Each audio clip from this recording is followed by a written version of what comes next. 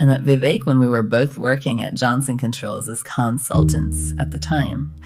I was recently divorced and in what I called my Get a Life initiative, which basically meant I was trying very hard not to sit at home all the time and not just making life all about work. So I was constantly buying tickets to things around Milwaukee, like concerts, shows, random events. If I didn't have anyone to go with me, I'd go by myself, but a lot of times I just asked someone from work. Anyway, one day, Vivek came up to me and asked if he could borrow a cigarette. Yeah, I mean, he knew I smoked. I said, sure, and actually, I'd join him. So we started taking cigarette breaks together, then lunch, then more lunch. At first, I honestly just thought he was a really sweet guy.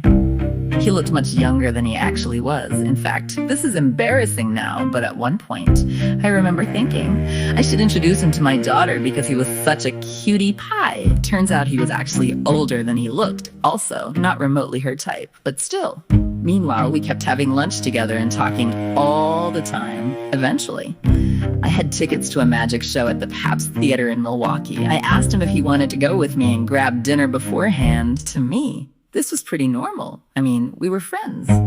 We had lunch together every day. Looking back, I think he interpreted the situation a little differently.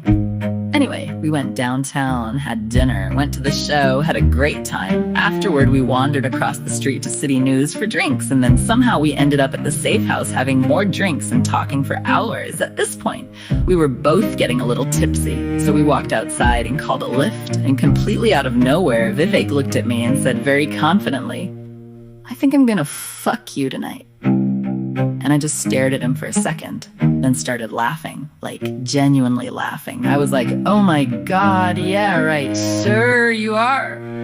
Because honestly, up until that exact moment, I still somehow had not processed where this evening was apparently headed.